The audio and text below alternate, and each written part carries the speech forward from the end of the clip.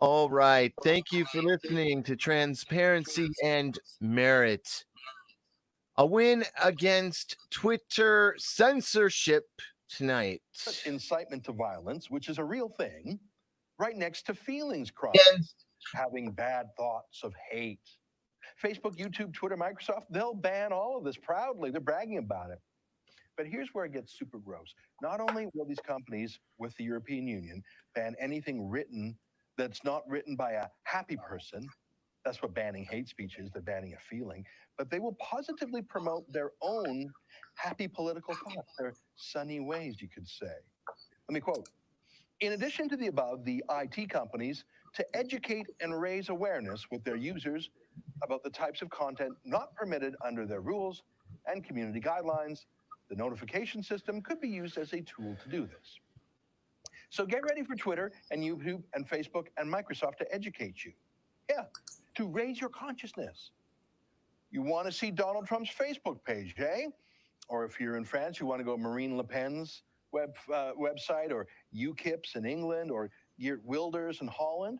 All right, sure, we'll let you go. But first, just sit through this 5-minute video from YouTube about why you're so hateful if you oppose mass Muslim migration.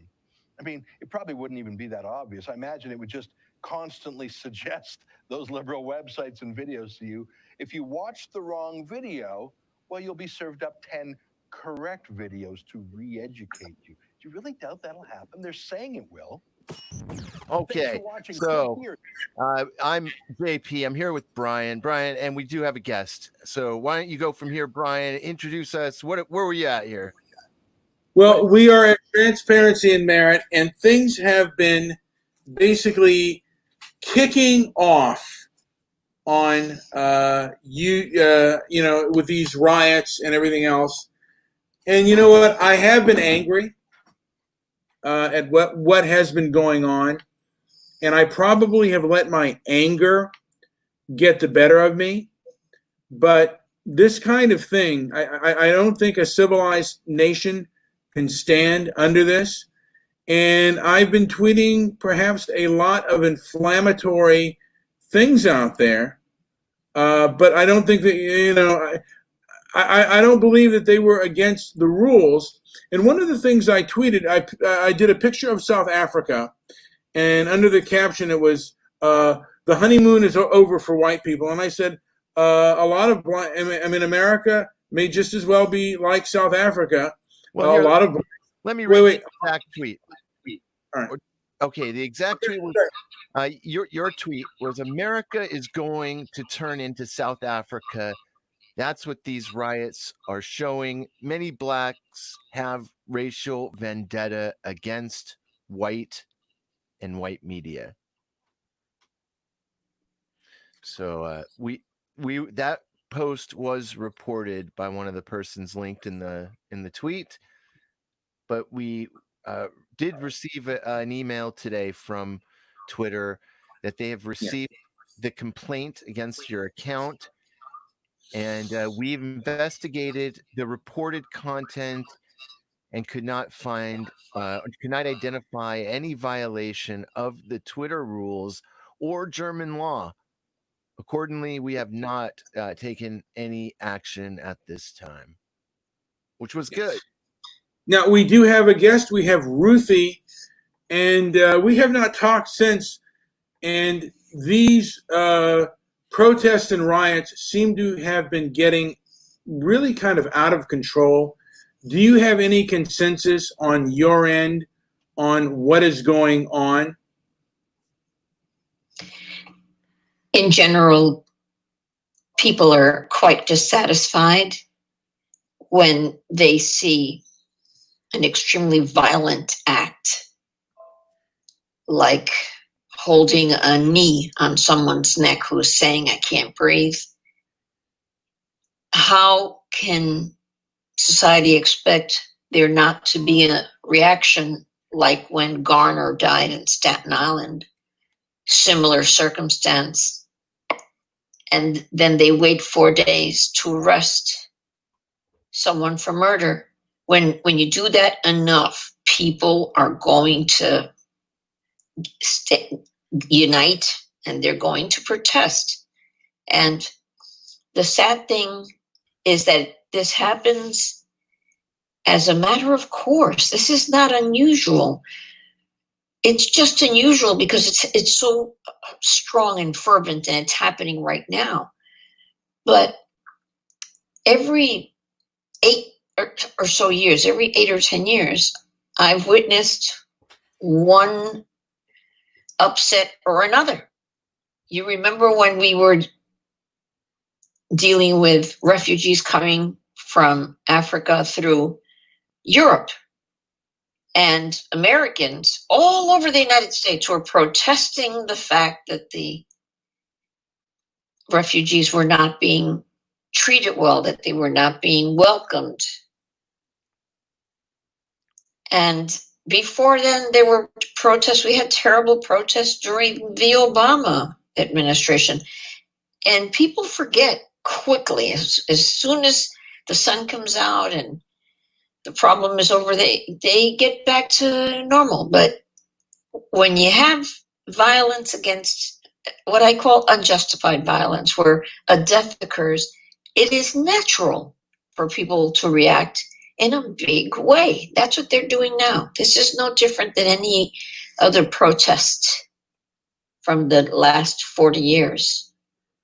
I've You said that can't too. do something as an administration, as a government in any country that is completely a violation of law. For instance, where a murder occurs, because I cannot call that an accidental death. That was a murder. And when that happens and nothing happens to the perpetrator, especially if the perpetrator is a member of government, such as a cop or a sheriff or any law enforcement person, you're going to get a huge backlash. And that's what we're experiencing now. But isn't there going to be a backlash? Because most of the people that are protesting are, I would say, are on the left. And somebody's paying well for that type of thing, because I saw their cameras, and from what I see, the cameras are $300,000 and $400,000 cameras. I'm wondering how a kid in his 20s who hasn't had a job yet, may or may not have finished college, can afford a camera like that. And I realized at closer inspection that the cameras didn't belong to the kid, that they were provided with a camera. And the same thing with the walkie-talkie outfits. They're very modern, state-of-the-art, and somebody paid for all that. Somebody paid for all that. Because there are a lot of people who believe that this, I mean, he was arrested. These protests are still going on. And these are the protests, the likes of which, because I remember the 1992 riots, the Rodney King or the LA riots, and Yeah. I don't remember it going on this long, and I don't recall this kind of fervor. And also the left has become what I call the anti-racist left has become far more aggressive and far more anti-free speech than I've ever seen. And if what they say is true, wouldn't it help to allow for freedom of speech and to have open and honest dialogue like you and I are having now, Ruthie? That's because we're calm and this is not affecting us. But when people feel defenseless and they feel that many have lost their jobs. When we in Miami Beach, I don't live in Miami Beach. I live further north in Florida. In Miami Beach, the food line on South Beach is so long it goes around the corner twice. Who expected an area where it's strictly tourism to have that many people waiting on a food line? I mean, if you remember the OJ riots, those lasted for almost weeks. I mean, the Rodney King, I don't think there was riots after OJ, or was there? I remember there was. Oh, heck yes. Oh, yes. Oh, yeah. Definitely. Oh, yes. Oh, yeah. But, I mean, my thing is, you're really, I mean, the thing of it is, and I could be completely wrong, but to me, America is somewhat of a stoic country, and we seem to be losing that. I mean, the thing of it is, Ruthie, when you burn out your stores and your grocery stores and there's nothing to eat, what are you going to do then?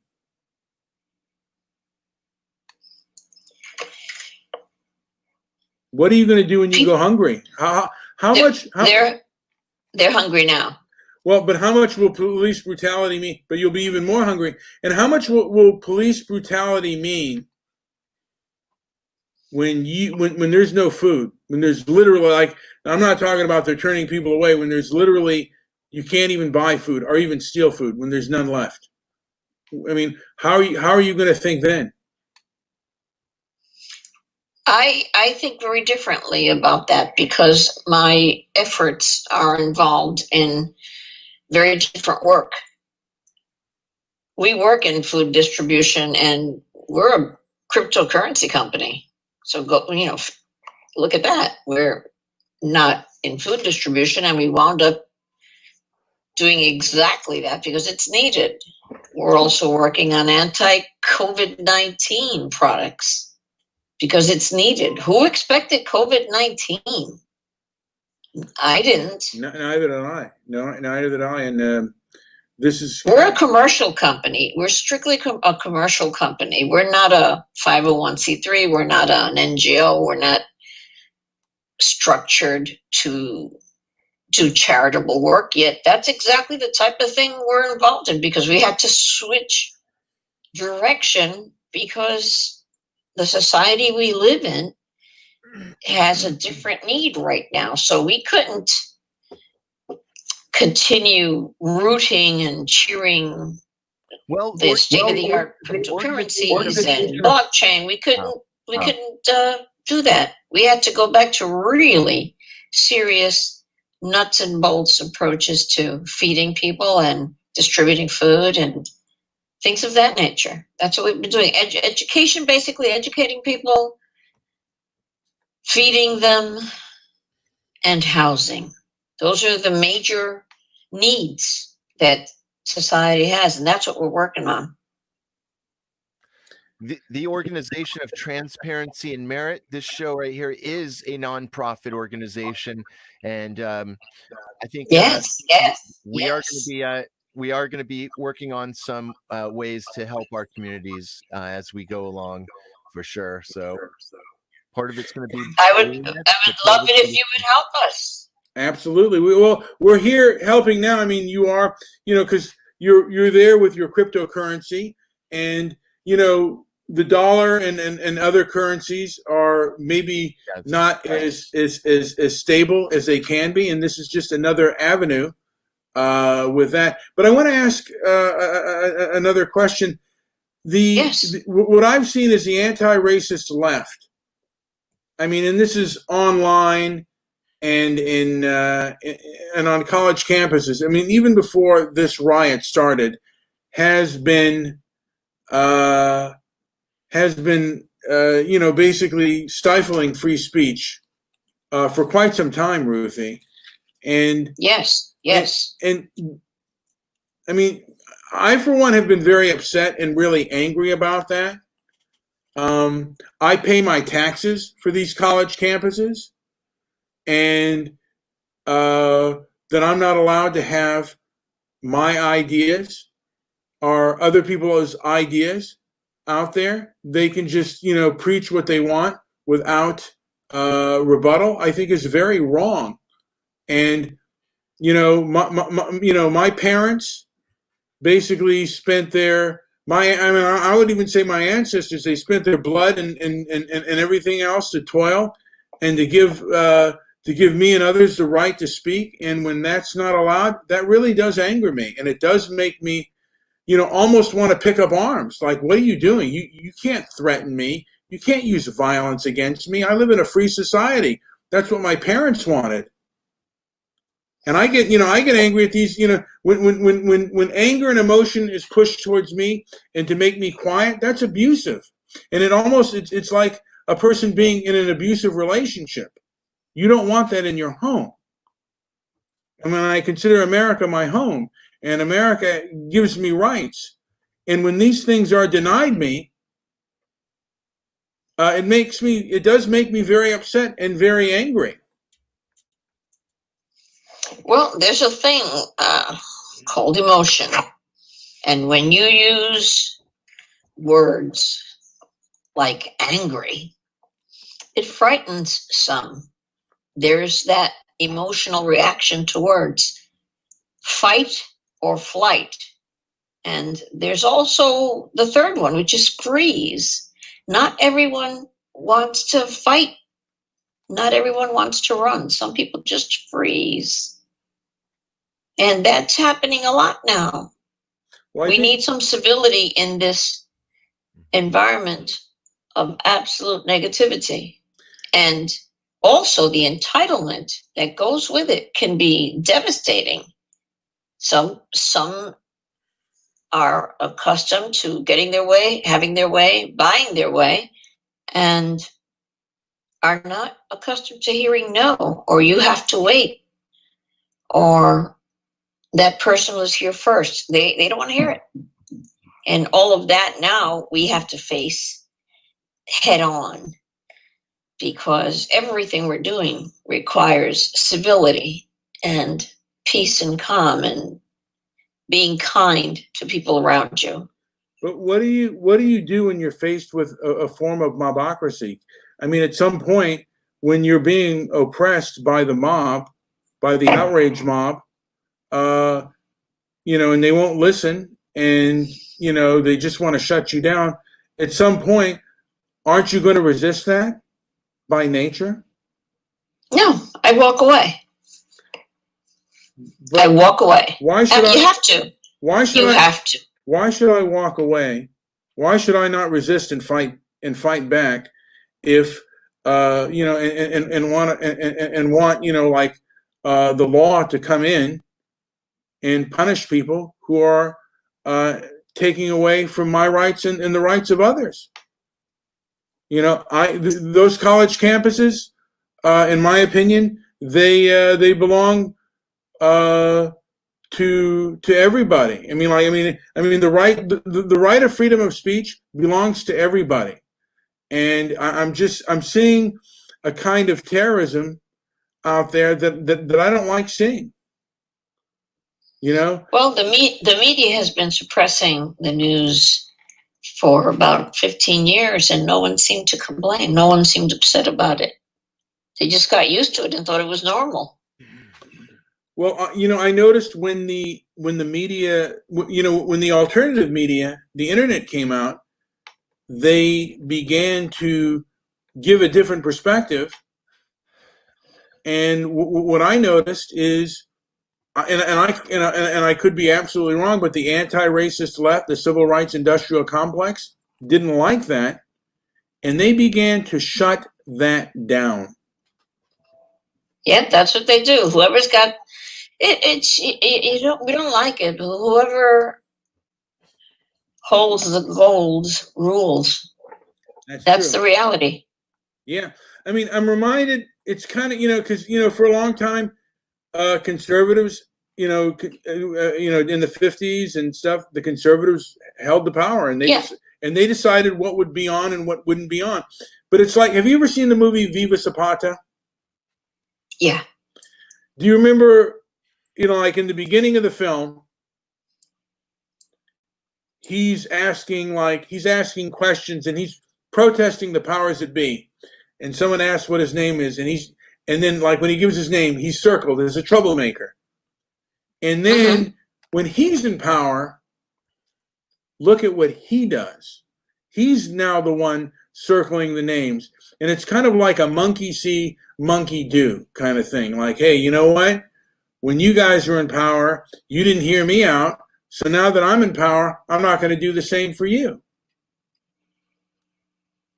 Because in the 40s and 50s, Americans didn't want to hear about racism and stuff, and now they don't want to hear from the conservatives who talk about their grievances, particularly from Americans of European descent. And people of European descent around the world can't even express their grievances.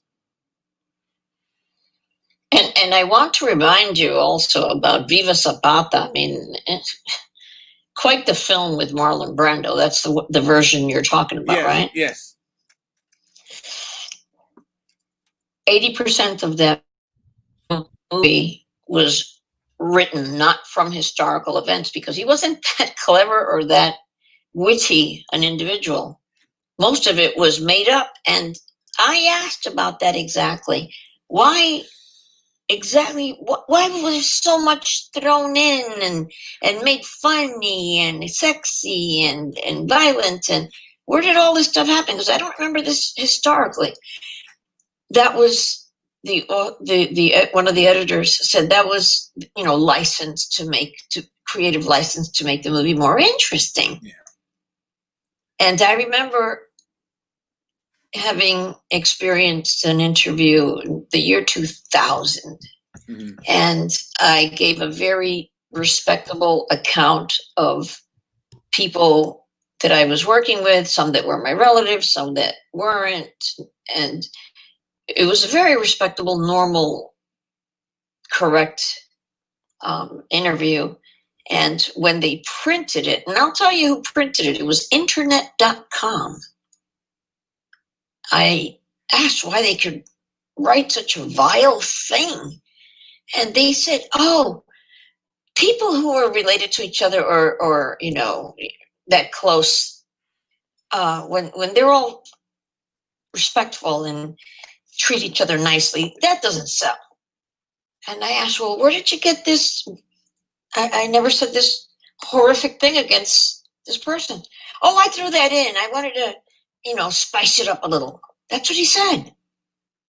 He wanted to spice it up a little. And Viva Zapata was the same thing. It's so cute when people watch something like Zuckerberg's movie. About Che Rivera? When he was a coder for the Winklevoss brothers, and he decided to change the passwords and then take the product and put it out as his own. Mm-hmm. Everybody thought, oh, it's so exciting. And look at 80% of that movie was also fictionalized to make it more palatable, because some of the stuff that went on during that case was horrific, but it's not exciting and it doesn't attract people to continue watching the movie. So they spice it up. Yeah. Now, I know a lot of... But here we are talking, and you're referring to Viva Zapata with Marlon Brando as the actor, as though it's an absolute historical, epic report of this fella's life, Zapata's life. It wasn't at all. It was Hollywood. Yeah. Now, I know that there are a lot of people where I live with Che Rivera shirts on. Now, I wonder in Miami, where there's a large Cuban population. I know someone stopped someone. I remember a Cuban guy saying, you would never get away with this in a Cuban, like in a Cuban neighborhood in Miami. You would be putting your life in your hands if you did that. Is that the case? I mean, are there people out there like in Miami are in Cuban neighborhoods with that person's picture, or do the Cuban? I wonder if the Cuban Americans still revile that person. No. Again, we forget that when entertainers from 15 years ago were entertaining teeny boppers, they are now 35 and 40 years old. Teeny boppers aren't interested in Britney Spears anymore, for instance, or Justin Bieber. They're interested in kids, their own adolescents, their own age. And history works the same way. Something's interesting today, it's not interesting tomorrow. Yeah. And what is in the United States that's become kind of normal is that any aspect of history is taken, made interesting, made exciting, throw some sex scenes in, and wow, we've got a hit movie. And everybody thinks that that's exactly how it happened. No, it isn't how it happened. Well, It isn't how it happened at all. there is definitely a leftist bent on a lot of films. I mean, the movie Panther that talked about the Black Panthers. I mean, what I've read about them is a lot of them were absolute street thugs and just kind of horrific people. I mean, Huey Newton died trying to rob a drug dealer and was a known crack addict. And it's interesting you're saying that, because you and I live in this country, in the United States. And I say United States, I don't say America, because America is actually the name of the continent. yeah. Mexicans are Americans, and they live in America because they're part of the continent. Yeah. So are Canadians. They too live in America. And it's so easy for Americans to say, well, we're Americans. Well, everybody here is American, and very, very few were born here. I mean, generation after generation, like the indigenous, like the Native Americans. Most came in from somewhere else. But we take entertainment and we accept it as though, well, I saw the movie, so that must be it. They see movies that depict historical events that are completely distorted and politically, leftist. Yes, absolutely. I've seen that too. But we've got to have some critical review of things, critical thinking, being able to look at something and back away from it and see, what am I looking at? Mm-hmm. And look at it in a more fair fashion, in a more objective manner. Well, a lot of our prejudices are not even our own. They were passed down to us by our folks. And we don't even recognize it. Ruthie, we don't even realize it. Another one of these films is like, I don't know if it was a mini docudrama and then a documentary. When They See Us, and the documentary about the Central Park Five.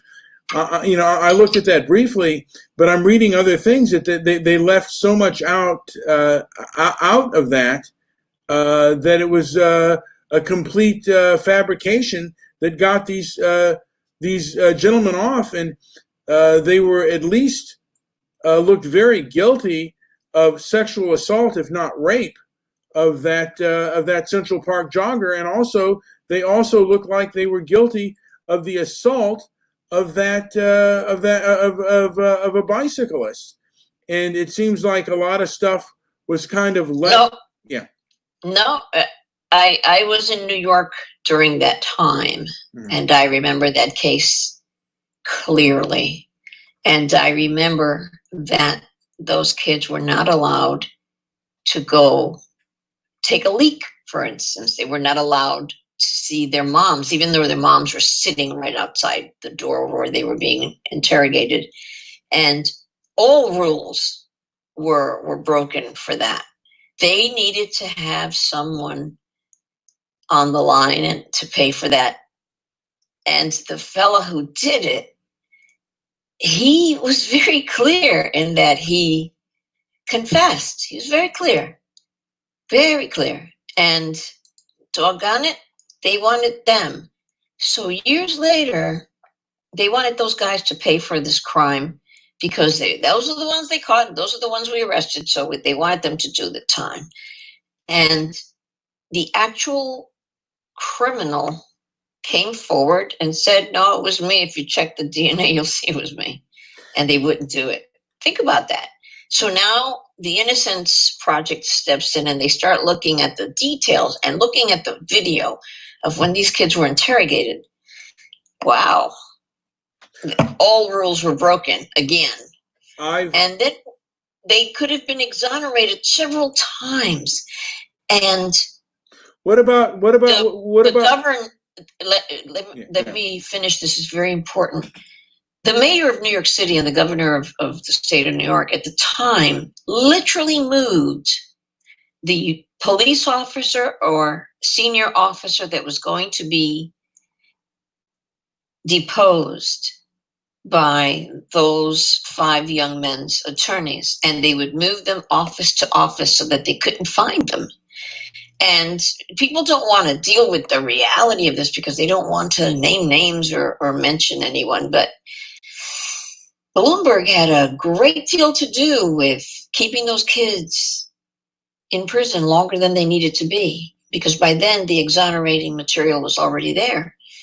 And Bloomberg at the time, running the city, kept moving people around so that they couldn't be deposed. And people seem to forget that. They seem to forget that. Well, because some of them are younger and they weren't there. They were too young to remember it or recognize that that was happening. Yeah, I'm going to tell you something, Ruthie. I've heard, different things. I don't know if you know Larry Elder and the investigating police officer who both men happen to be black, by the way. And they said they were not charged with rape. They didn't have their DNA. They weren't charged with rape. They were charged with sexual assault, and they were initially picked up not for the assault, but the sexual assault or the sexual rape of the Central Park jogger, but that there was a bicyclist.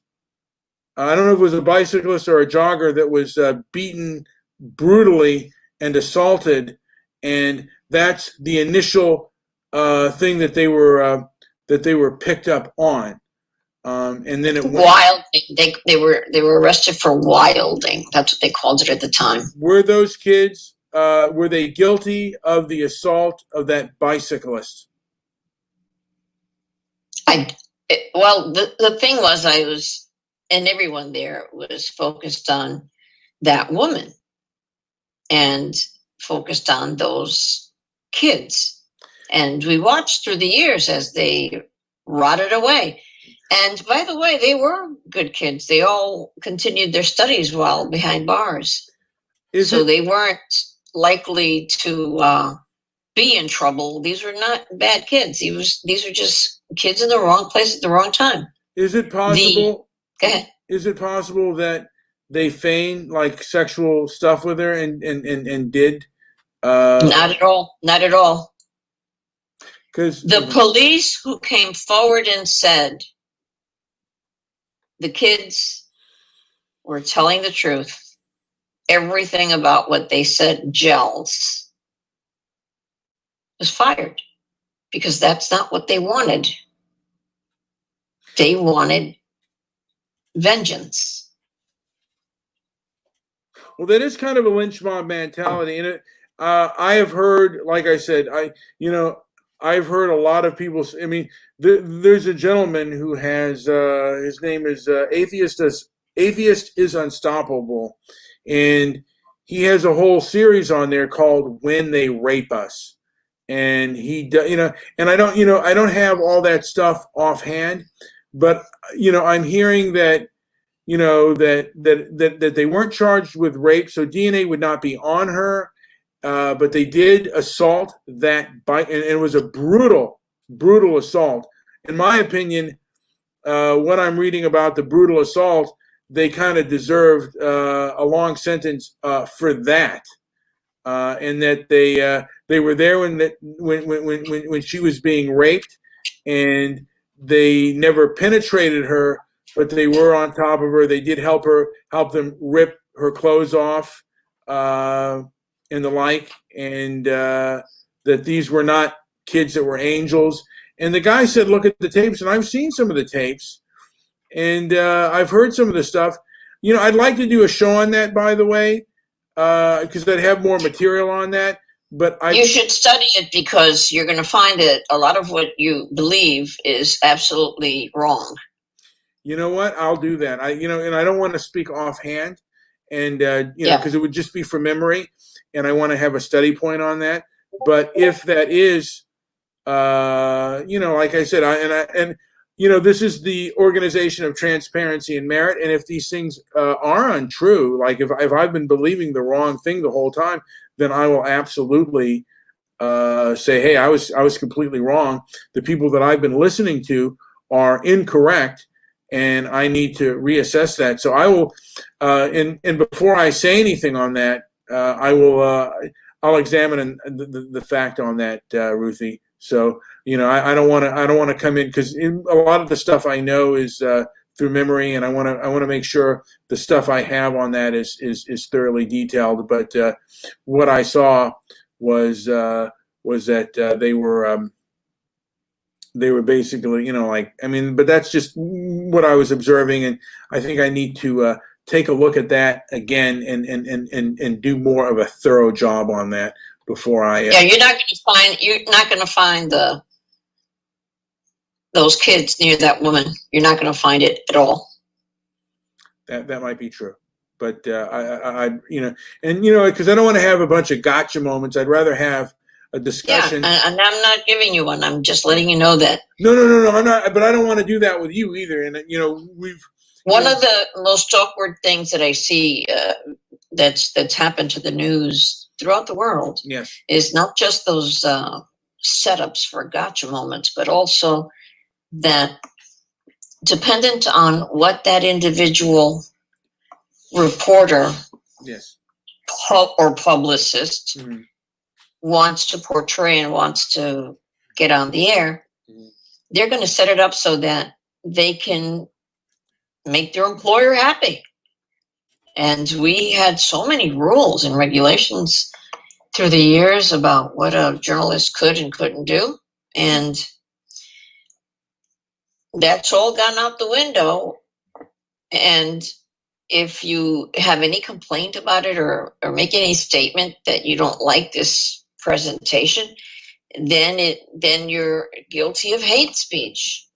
I've learned to say nothing. Just say nothing. I let people just go off, and I just don't say anything, because you can't win. And there are people who enjoy playing up to that crowd and making a show, and they want to win. That's their only objective.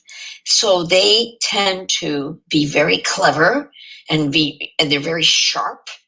And just when you're trying to get a thought out, they'll yell something that sounds real cool and real slick. And you think it sounds like when those kids are making dares on the sidewalk, and they're trying to outdo each other with insults, and it becomes a game, but it's a real thing, and tensions and tempers flare. And the media has used this. It started when they started asking questions that couldn't be answered well, no matter how you answered it. And one of the ones I remember was with OJ, when a reporter asked him, "Did you stop beating your wife yet?" And what a question is that? He can't answer it. And I've seen reporters do that to people in politics, people in social media.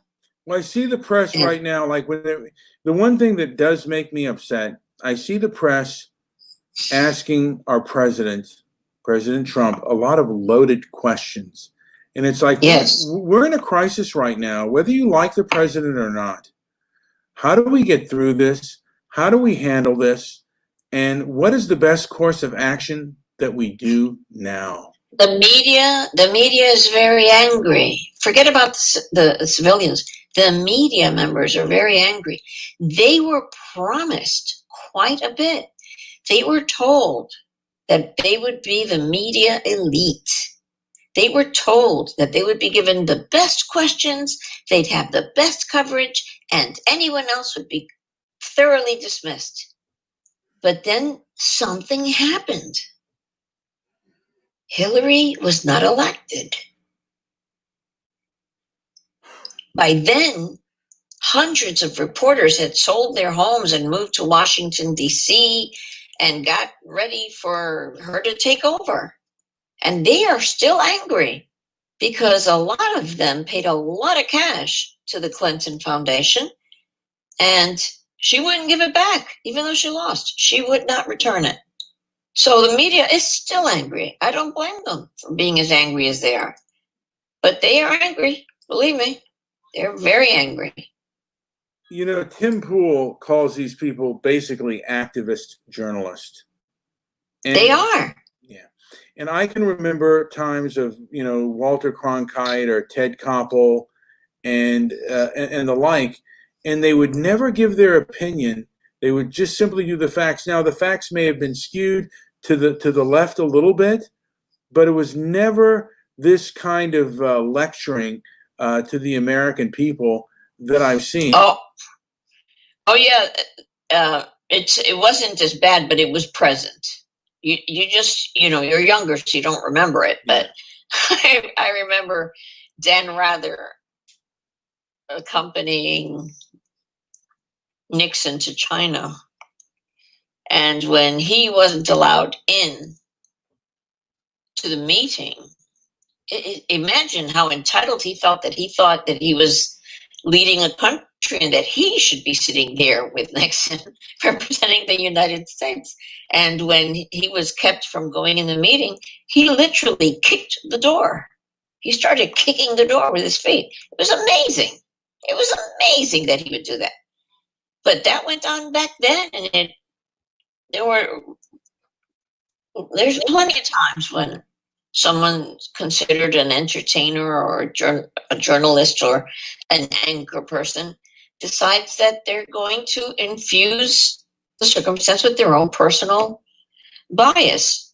Look at how awful this Me Too movement was 2 years ago, 3 years ago, and the people that were accused. Nobody would believe it. Bill Cosby, get out of here. Never. Harvey Weinstein, never. Yeah. Jeffrey Epstein, absolutely not. They would not accept it. Would not. I'll tell you something, Ruthie. And it wasn't until, honestly, the alternative media, the social media, was the one that took Cosby down, you know, as well as Harvey Weinstein. And now they want to censor the thing that brought justice for the women who were brutalized by both Cosby and Weinstein. You know, they want to take it away from the citizen journalist who helped bring about justice. And what is it they want to take away? Twitter? Well, they want to take away Twitter. They want to take away YouTube. They want to take away. They've already taken away YouTube. I have things on YouTube that are completely innocuous. And I get all sorts of complaints about how I'm violating somebody's rights. And they don't have anything involved with using anyone's photo or music or anything like that. I have licenses from the people who let me use music for projects. And YouTube doesn't recognize the license. I'm looking at one right here. There's one right here on my desk. Now, it's a license that's notarized, and it's to YouTube, and it says it's got the music houses. It's registered. The song's registered in ASCAP and BMI, granted by the owner. There's an ink signature, and there's a Florida notary that certified this, and they just won't recognize it. So basically, the people in power right now are taking over everything they can. Everything they can. And it'll pass. It seems no and as though we're losing everything, but we're not going to lose our rights, and order will be restored. You'll see. Everything will fall back in place. What about the president? I mean, like the president's executive order, for freedom of speech on these social media sites. Is that going to have any teeth to it? Or are they going to double down and censor more? I don't know. I really don't know. Because, I've got to think that some of these social media places are a little bit maybe afraid because they've made Antifa into a terrorist organization. And if there's a red wave and some of these people are called before Congress to testify that they've allowed leftist and basically with Antifa and terrorist ties, how well it's going to go for them. I would challenge everybody to go read the congressional record and look at Obama's last day in office, what he did with all that income, all that money that he had access to. Look at who he gave it to. Look at who he gave it to. And that was the president of the United States. I'm not going to say, I'm challenging everybody to go look it up so that they don't say, oh my God, she said such a horrible thing. No, I didn't. Go look it up. The last monies that President Obama had access to on the very day he left office, go look up who he gave it to. Did anybody complain about that? Nope. See big articles or protests about that? Nope. Not at all.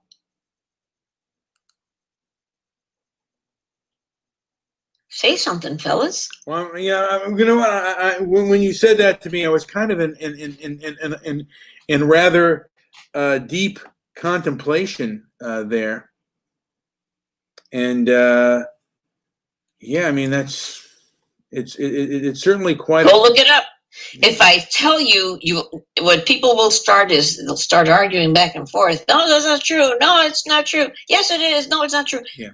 Look it up. Yeah. I'm not telling you anything. Look it up for yourselves. Yeah. I mean, and that's the one thing that I like having you on, Ruthie, is that it's everything I tell you is verifiable. I never tell you anything that can't be verified. Yeah.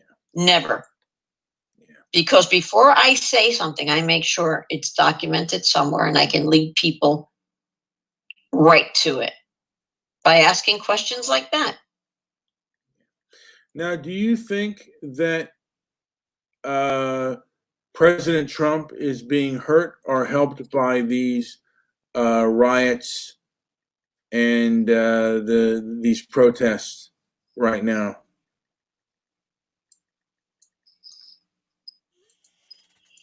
It's not going to help us. Now you know Newsweek.com, right? I know some of it. Okay, hang on a minute. I'm because I don't want you to think you can't make this stuff up, people. You can't make this stuff up. I was going to give you a link so that you could see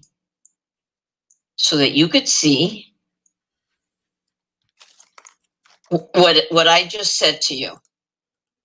I said, look at who the money was given to on the last day. Didn't I say that? Now I'm looking at food cultivation here, Ruth. This is very beautiful, by the way.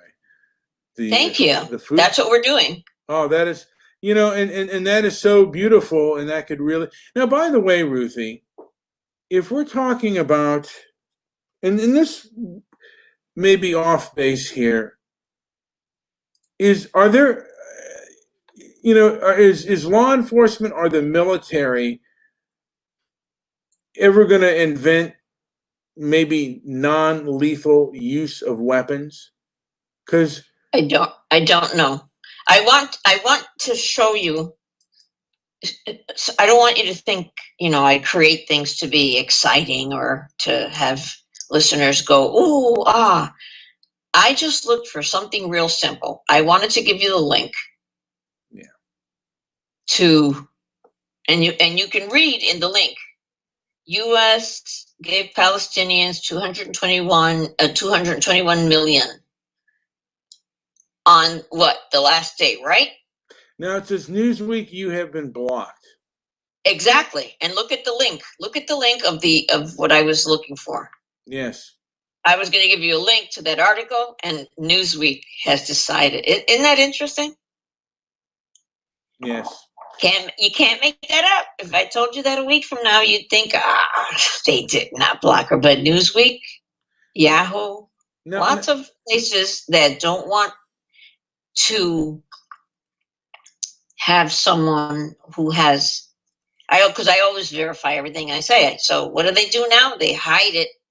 You have been blocked. What did I date the wrong person at Newsweek? What is that about? and you know what? I can guarantee you, Ruthie, that I do far more inflammatory things than you do. And I'm assuming that, you know, like, why would Newsweek ever block someone like you? You know, like you. I guess they consider you dangerous. No, they consider me conservative, and they don't like that.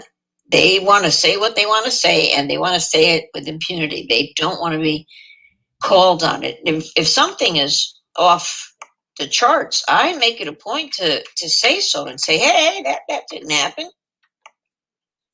Yeah. I had an event with some people that didn't like the a particular case, a particular legal case, and their behavior is pretty bad to make things seem better. They want to feel good. They want to feel good, and terrible things happen. Sometimes you have the Innocence Project step in and free people, and sometimes you don't. And sometimes people you think are innocent really are guilty. That's true. And in the entertainment world, you could not say a word against Cosby. You get fired. Well, that's power. I mean, he had the power. Tremendous power. Tremendous power. Oh, yeah. And I think in that case also white guilt worked for him as well, because no one wanted to go against a black man of his stature, because they could use that very powerful word, racist, against them. Yeah. And yeah. It works because it doesn't matter if it's true or not. If you've got someone yelling, fire, fire, fire, everyone's going to call the fire department, get the police, get an ambulance. It may not be true. It may just be someone yelling fire because they just robbed a bodega or some dry cleaner or whatever. So they start yelling fire. So people will be completely distracted and thinking about something else. Yeah. Now, my tweet that someone actually reported me on, I was mentioning about, that America seems to be becoming sort of like South Africa. And someone reported me, and they said that didn't violate rules, and that they were doing rules under German law. And I guess we are kind of under like Twitter and YouTube and stuff are kind of still under the EU, which is not under our American Constitution. And I'm not necessarily a fan of that, because, England was under the EU, and I don't know if you're familiar with the grooming gangs of Rotherham and like London. Yes, I am. I remember that. Well, they have yet, for my opinion. YouTube took anything related to that story, those incidences, because there were many, and they took them down.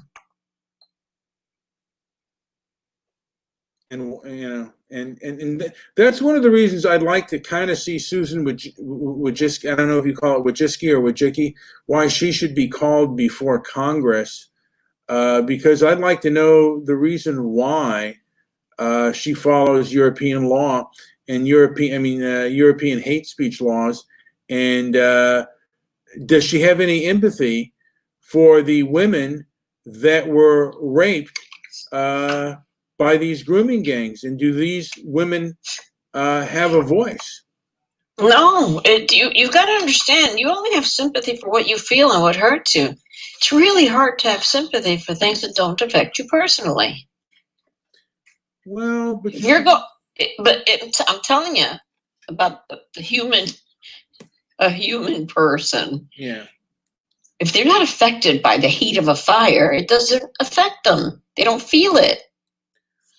But people can have it, like, people see movies that make them cry and stuff. So people can have empathy. That's because they're safe. They're going through something horrid, being entertained by it. So if they cry, they are safe. The reaction would be different if they were facing that reality and standing there while that was going on.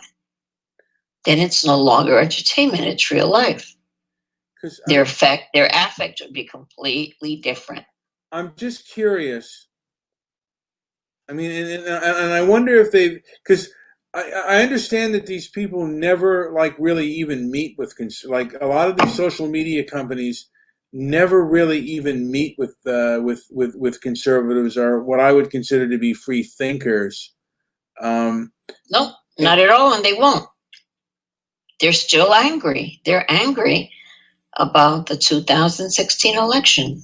Until they get over that, they're going to be angry forever. That's not going away. But Ruthie, the heads of these companies, they have more money than they can ever, like, you know, in their lifetime, in their children's lifetime. Why are they taking this position? Because they could say, hey, this company is going to be a free speech bastion. What is motivating the heads of these social media companies? They're driven by money and competition. I don't see that they're driven by anything else. Data and control. I will remember Yahoo? Yes. A long time ago, Yahoo decided that they were going to clean up the internet. And they were going to change all the algorithms on anyone who had any website that led to the girly shows, or where they were like frog show, they called it a frog cam, where the girls would sit there and be sexy, and they didn't want anyone to have any connection to anything that was sexual, suggestive, nothing. Absolutely nothing. The only thing they wanted on there was Etsy and people sewing and nonsense and painting. And it was overnight. Within 3 days, Yahoo was being the top brass at Yahoo was being invited to churches and schools and universities, and they were being given ribbons around their neck for having helped clean up the internet. And they took a bow and they took credit for all of that. And my word, what a wonderful thing. What good moral souls Yahoo was. What they didn't mention was they had just bought one of the largest porno businesses in the world, which still makes more money for them than anything else they do on a daily basis. And people just never even noticed. And lots of companies do that. Facebook, they've got all this censorship about nonsensical things. And if you write anything about a product that competes with something Facebook's going to put out or launch, forget it. They censor it. Censorship is bad. We should just get used to it. Be clever. Be clever about what you're writing. When we went to the Kennedy Space Center to attend the wonderful space project event, we couldn't get in if we had said we were coming in with cryptocurrencies or Bitcoin. I was able to get in and have 2 booths and do a nice display because we called our product digital assets.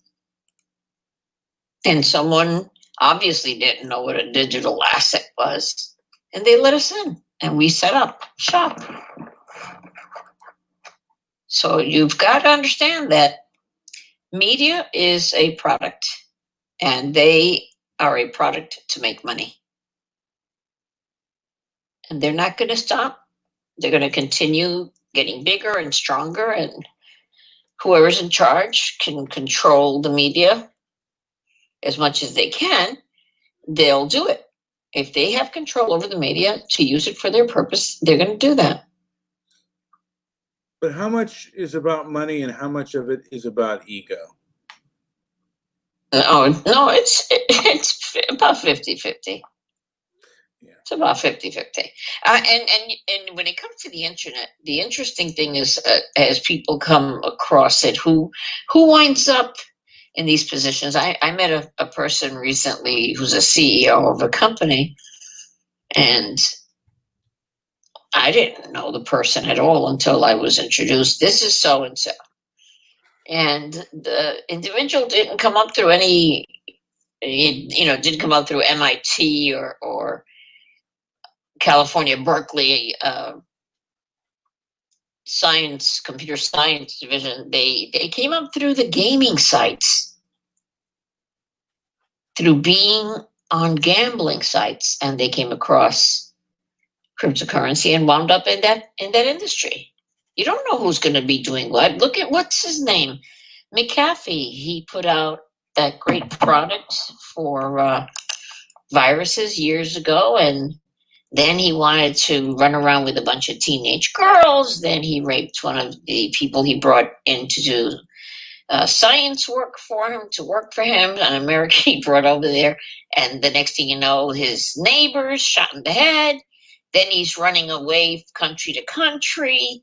Then he's staying adrift on his boat. And all the while, he's using social media to reach people. It was interesting to me that after he was avoiding his own trial in California, but he was available to speak at a technology conference, and people listened to him. People listened to him. Well, if they can make a profit, they will certainly listen to anybody that they can make a profit off of. Yeah, and that's not going to change. That's human nature. That's not going to change. Yeah. The best I recommend to people to do is to just sit back a bit, take a deep breath, stay out of the fray. Just observe it for a little while, not 24/7. You'll make yourselves sick. You will. I recommend that you sit back and take this COVID-19 time where you're stuck in the house and teach yourself something new. Learn a new language. Make new pen pals. Learn how to cultivate a plant. Do you speak more than 2 languages, Ruthie? I speak Spanish, but I understand many languages because the roots are the same. All Romance languages, for instance, sound the same to me. So the verbs, many are the same. Many of the object names are the same. Lots of the verbs are the same. Let me ask you this, because you've traveled around the world. Is there any form of racial strife in the same way that the United States of America has? Of course, worse. Well, I've heard that the Indian caste system is racism on steroids. I'll give you a wonderful example of that. Years ago, I worked on cruise ships because it was the cheapest way to travel, to work on cruise ships. And I did it frequently. I was only going to do it for a few months, and I wound up staying for 3.5 years. It was so enjoyable, but I got to see the world. And I remember that they had announced to the Indian community in 2 different Indian dialects on Indian radio in New York City, Brooklyn, Queens. What that resulted in was that people from different caste systems showed up for the cruise. And a woman of a lower caste sat on a couch in one of the lounge areas, and someone from a much higher caste came by and ordered her to get up and move from that chair, and the woman refused. She said, "We're not in India, we're in the United States." And the one from the higher caste proceeded to beat her with her handbag, and it created a melee. That's real to them. That's real to them. racism, like I said, a lot of people have racism that they learned at their parents' knee, and they just don't remember it because it was something subtle and quiet, but you learned it.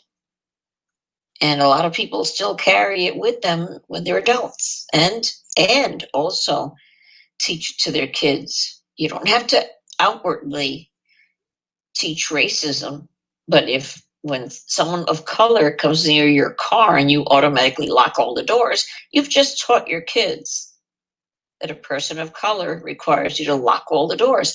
That's how you can teach racism without saying a word. Well, you know, Stefan Molyneux said that if a black person or a white person dresses in a way that is in solidarity, like with a gang member, like wearing his pants down low, and and certain just ways of dressing, you're going to respond and react to that because like you've seen that, you know what that's coming at. You have that intuition, just as if, and people are going to respond to that in a negative way, just as someone is going to respond to if somebody goes into a Jewish community, if someone's wearing like Nazi paraphernalia, the Jews there are going to respond in a way that with caution or even hostility. So, and I remember when Prince Harry did that, yes. Did he dress in Nazi paraphernalia or did he dress like a thug? Like Nazi. Hmm. Look it up, people. I don't say anything that can't be verified. Look I'll it tell up. you something, but now he's gone, after he's married his wife, he has gone completely social justice warrior now. No, he's not. That's very temporary. You might be right. I wonder if you think that the marriage between him and his American wife are going to last. No. Is it just are the cultures just too different? It's not a matter of culture. It's a matter of you're born with a silver spoon in your mouth. He was born into a tremendous power position. And you're asking the individual to give all that up. He'll give it up for a while, but after a while, he'll go home. You might be right. I believe he'll go home. He might miss it. I mean, that's all he knows. And of course he misses. That's all he knows. He's accustomed, and when he goes home, he'll be so well received. You will be shocked. You will think he's a rock star when he goes home by himself. You'll see. And you know what? There's just so much a pretty face and stuff. I mean, after a while, it's just another pretty face. And she is not Wallace Simpson. She's not going to be there till the end. She's not. You might be right on that. And I don't know enough. People forget. It's like they don't want to hear anything negative, so they just don't want to hear it. We forget that when it was announced in the magazines and on Twitter that she and Harry were an item, she was still living in the apartment in Toronto with her last boyfriend. And people seem to forget that. Well, I mean, she certainly is an opportunist, but listen to what you just said. Well, yeah, what does that mean? Well, to me, I'll be honest with you, the royals are not necessarily that important to me. I mean, I don't know how much. I mean, like, I don't know how much importance they have. Why did you ask me questions? I don't have anything good to say. Let's move on. Well, I do have. I'll say something of this. What? There were very important elections in England. I mean, where the Conservative Party just wiped the floor with the Liberal Party, and I believe kind of rightfully so. They were so disrespectful to the will of the people that the people just got sick of it.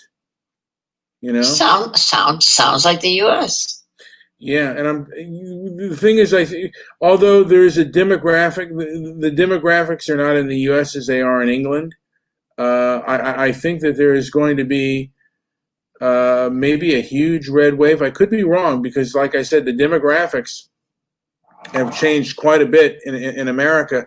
Barack Obama, I don't think would have won a second time had the demographics not been there in his favor. I mean, America's not as white as it used to be. I mean, and it's exactly those comments that get you in trouble, because people will not hear the entire context of what we're discussing. All they'll use is a little clip of what you just said, and it sounds horrible. I agree. To some extent, that to me, that language, to me, it's like asking for it. In my view, it's a bit passé. And I don't know how meaningful it is anymore. It's asking for it. It is who want to. It's like you're looking for a fight. You're looking. Yeah. I'm not looking, the truth is I'm not looking for a fight. I'm just presenting facts. For me, things that are facts. No, you're not. That's not a fact. No, it's not. You just made an opinion. You used words that America's not that white anymore. Well, that may be true or not, but the point is that especially at this time when we're experiencing so much civil unrest, for you to choose to say that, no one will remember all the intelligent, well thought out, whose fault is heavily that, Ruthie? things you said. All they will remember is that 5 words. Okay. Because of people who don't listen. That's the problem. Well, the thing is, people have, look, if people don't listen and they listen, I can't, I try to be as conscientious as I can be, but I can't, and I want, but there's so much, to me, this kind of blacklisting that has happened over the years. I just showed you. This is Newsweek. I've been blocked. Yeah. What could I possibly have said? Yeah. And when are the people, you'd think that people would rebel, and maybe they're not powerful enough, but they would, it's almost like the kinds of things that I've seen happening right now are, people have said are actually, I want to say that there are news outlets, Tim Pool said that the kinds of things that are happening right now, like with Antifa went to a reporter's house and, were throwing fireworks, and I think they were armed. And this is the kind of thing that I've heard that the Soviet Union used to do, go to people's house and threaten to do them harm. This is the kind of thing that happens in third world despot countries, and they're using these kind of. It seems like they're using these kind of tactics of threatening. I mean, first they were using just blacklist, kind of a canceling, which is really just another word for blacklisting, and now they're using when they couldn't get to this person through blacklisting or getting her fired, because she said, you know what, you guys can't fire me anymore. I have my own income. Antifa, from my understanding, tweeted out her address, and those individuals went to her home and made threats against her that they could actually go to her home and do her harm. So I mean, look, we have to, we can't just, we can't be a mobocracy, lynch mob society. And there's also got to be a place for contrition for people if they do make a mistake. We all get angry. We all get upset. We're human beings, Ruthie. I totally understand. I get angry too. I just don't express it. You know what? I've gotten better. But these, I've gotten better over time. But for me, the types of censorship and what I feel is very it's almost like with social media. It almost feels like I'm dealing with an arrogant teenage child in my house who's making rules. And that does anger me. because it's like, That's exactly what it is, because these people who are doing all this were adolescents just a year or two ago. yeah, but Susan Wojcicki is old enough, should be old enough to know better. I mean, and these individuals, they act like adolescents. I mean, they're so self-righteous to their cause, and it's just, it has kind of, it's What do they like, care if they're getting paid to do it? well, like I said, it's their ego. With Susan Wojcicki, with the heads of these organizations, I would have to respectfully disagree with Ruthie. I think this is much more of an ego type of thing, that they think that they are in the right, and you shouldn't speak because what you're doing is inflicting harm on people. So They stopped it about 5 or 6 years ago. They were. Hello, Ruthie? What happened to your connection? Dude, you know what? What? We spoke for 25 minutes and I tried to make one point and she interrupted me. It really upset me. I'm sorry. Well, let me see. It's all The, good. That upset me. You know, it's just I was making one point and she just all right. Well, you know what, Joe, that's sometimes going to happen. You can't, I'm not going to cry about it. I just found it funny. Can we get her back in? We've lost the connection. Oh no! But we do have another. We had another call here. Oh, and she tried to call, but I didn't get it. But the connection was lost. I gave her my number. She didn't call into mine. That's crazy. Well, let's get her back in, and then I'm going to add another caller here. Yeah, let's get our surprise caller in. Let me add Ruthie. I've added her already. It was her connection, not mine, by the way. Yes. Ruthie, we did lose you for a second, and I'm going to add another call in here because they have called as well. Add Debbie. Yeah, he said that I was interrupting him. Yeah. I hear interruption. You're an interrupter. That's all right. No. Well, right. I mean, the thing of it is, we all have thing. Actually, Joe wanted to speak at that time, and you know what? I'd have to listen to it again before I made any decision on that. But I didn't hear any interruption. It happens. But we are moving on. And where did we leave off, by the way, when we got disconnected? We let off on, to me, like I said, these people seem to be more motivated by ego than by money. And to me, the anti-racist left is about it's to me taking on the role of a faith and a religion. Well, yeah. And I'm going to just add in that with ego comes a whole separate show, a whole discussion on ego and the virtues of ego, and that we shouldn't.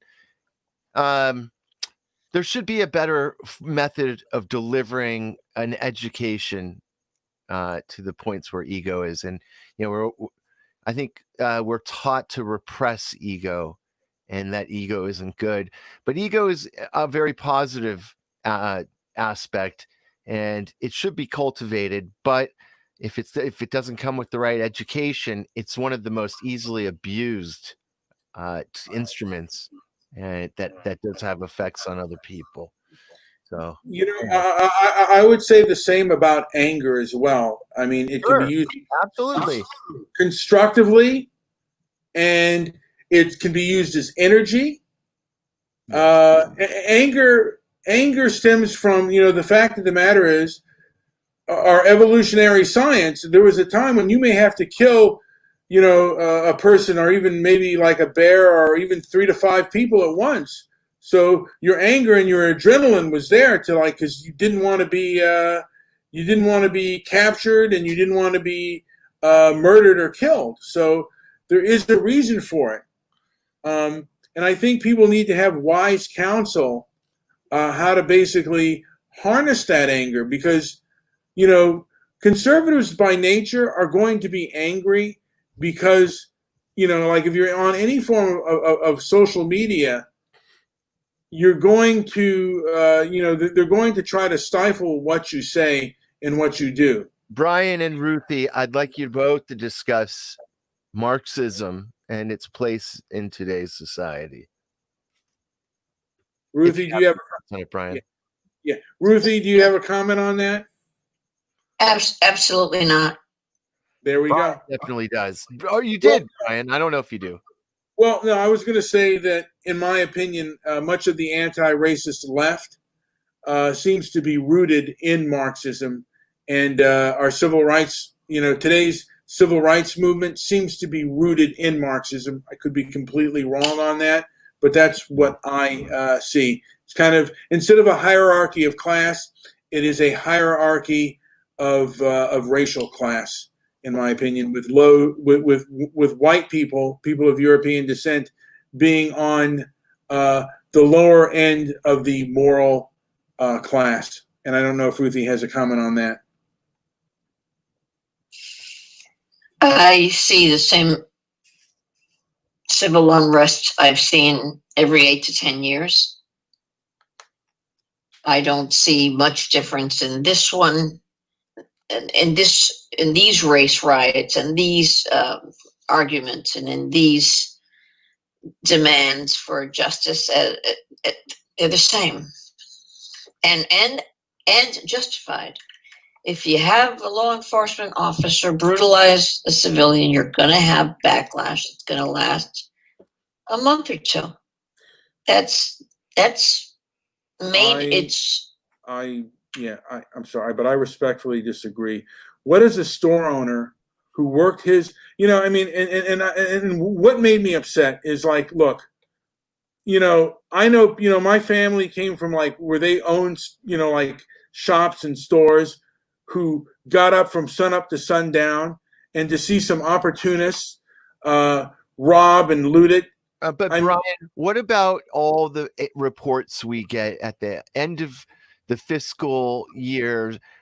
We get reports from the biggest companies where the CEOs received millions and millions of bonus monies. Meanwhile, sure, they gave minimum wage a bump. Not everybody even agreed with that, but how do you balance that?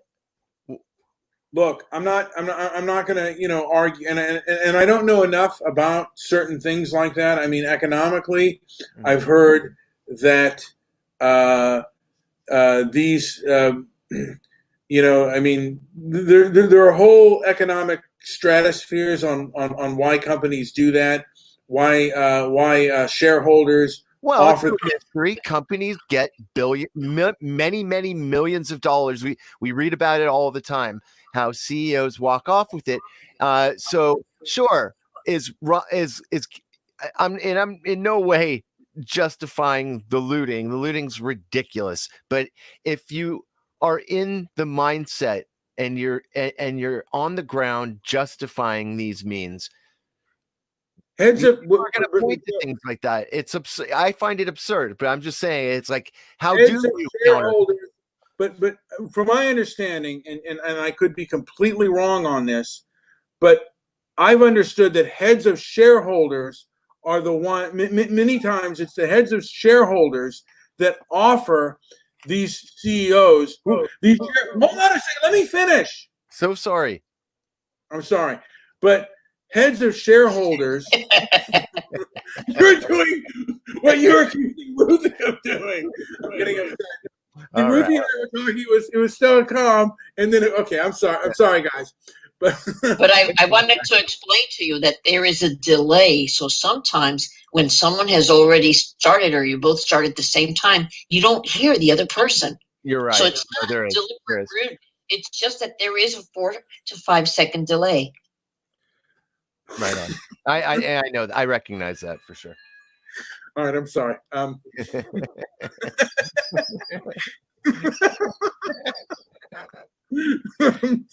want to thank Rube Goldberg Machine, always bringing the great compliments, and said that he is the voice of reason for this panel, by the way.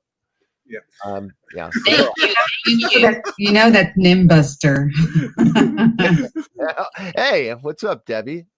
Do you know Ruthie? By the way, Ruthie, Debbie Daly, she is on. We have over on longtime friend, is just like you, Ruthie.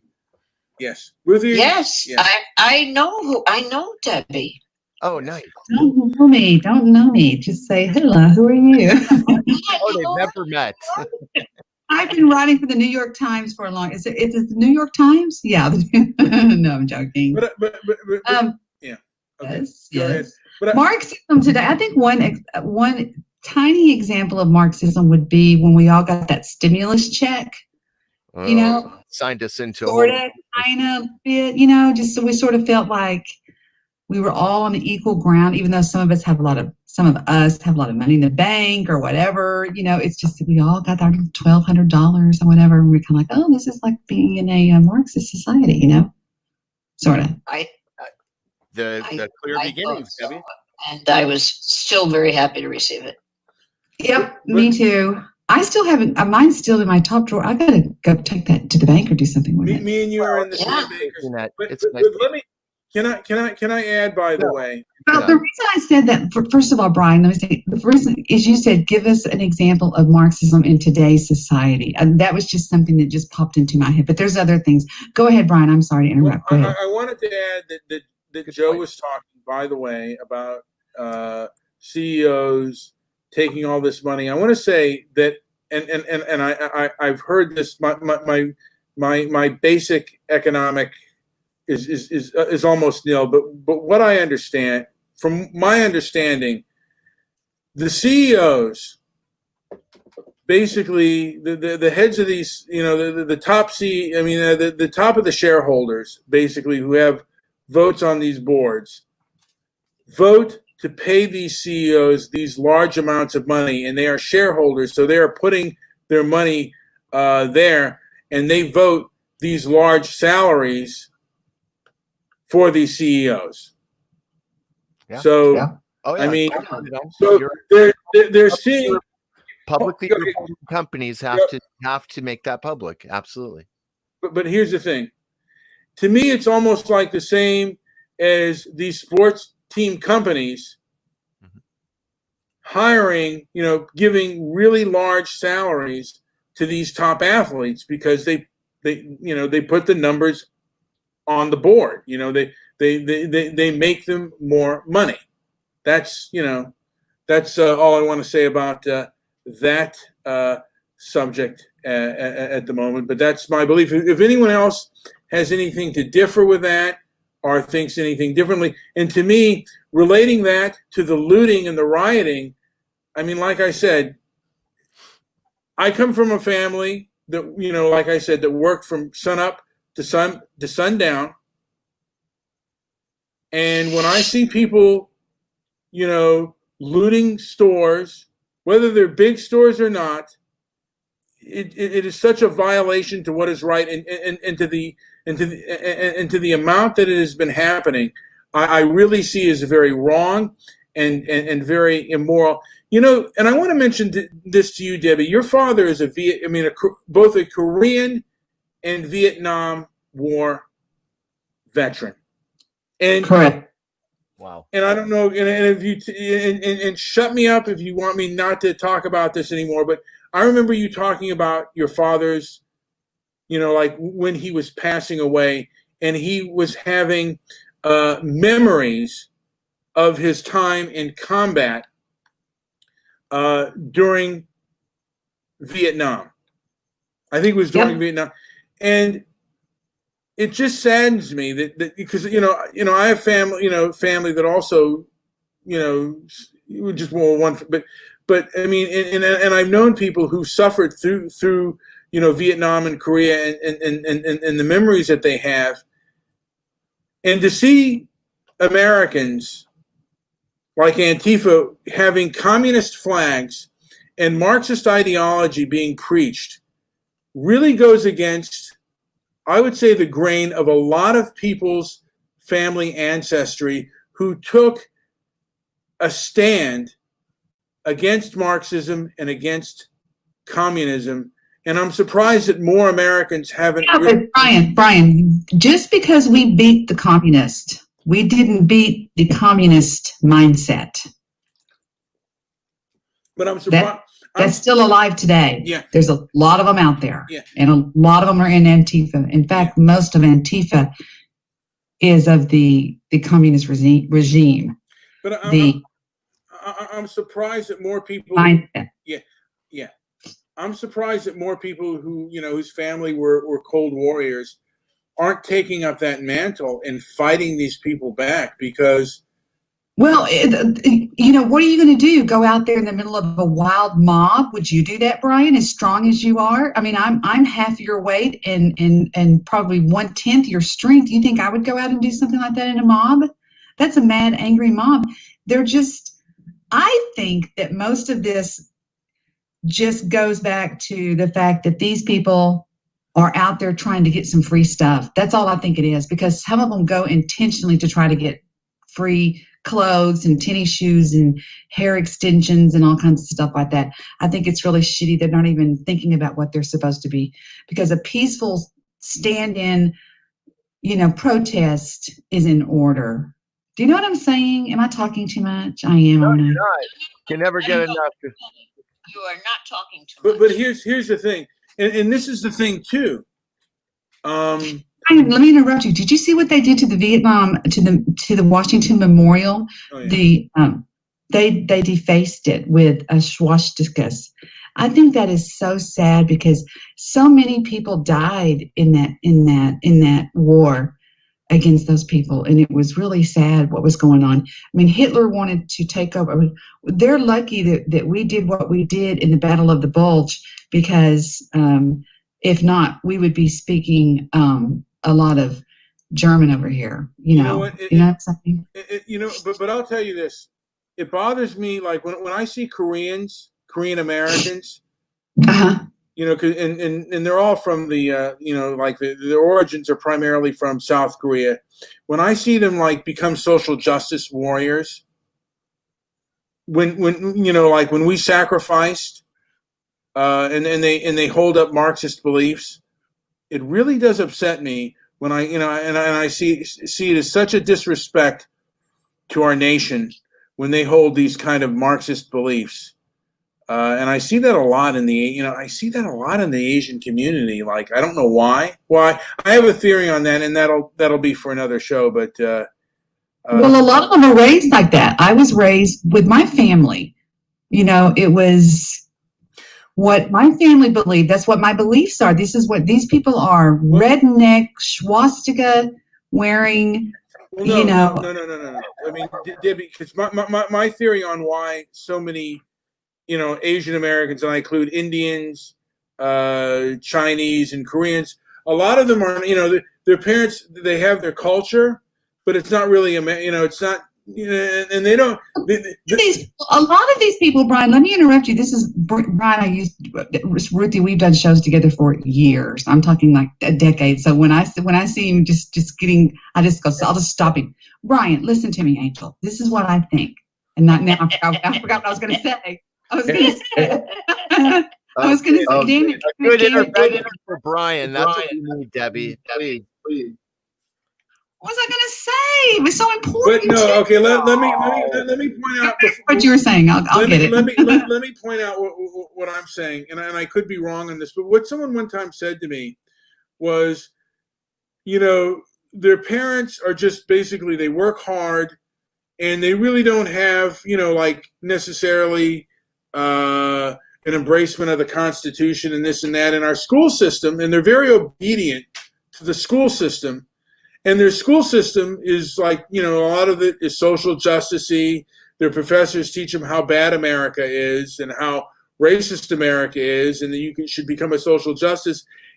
And the Asian community, that is really obedient to authority, the only authority that they see oftentimes is the authority of these college professors, and the only representative of America they see are these college professors who are really kind of social justice-y, and they preview America that is really ugly and nasty, and the anti-racist stuff, and they really fall into that very hook, line, and sinker.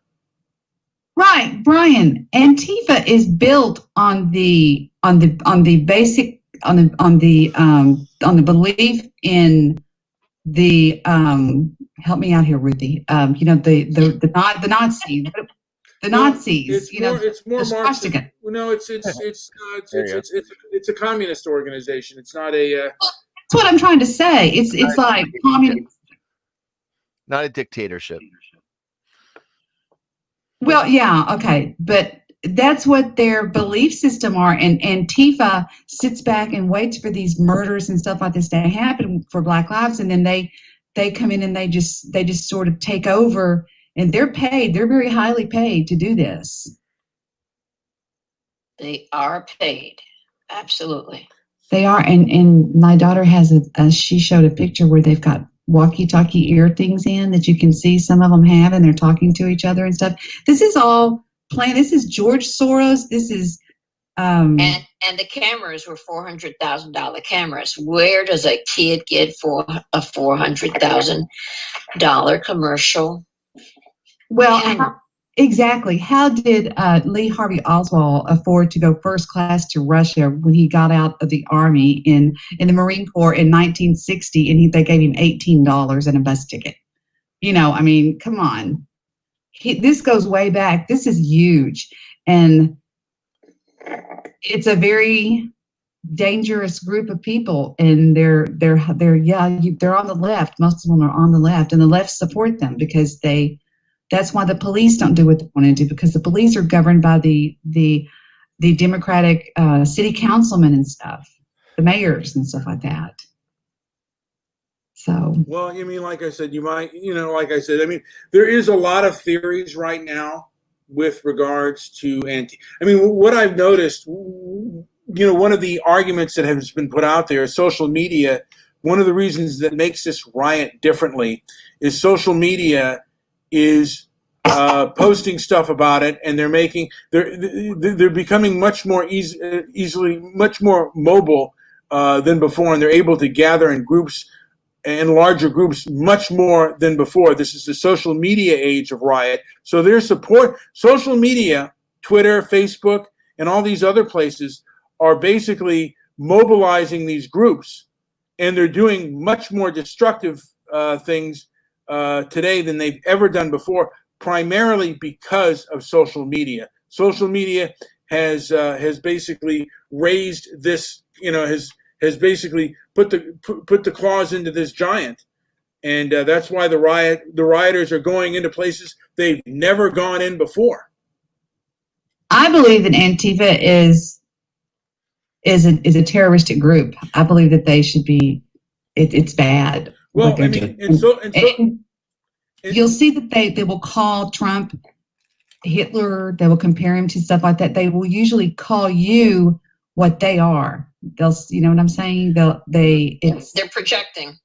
Yes, it's called DARVO. It's called deny and reverse the victim with the aggressor, or something like that, with the whatever. And that's what they do. I mean, that's what they do. That's what's going on. It's very simple. If you look at it like that, then you'll understand what's going on more. And Black Lives Matter is part of Antifa. It's all. Well, from my understanding, the same people that fund Antifa fund Black Lives Matter.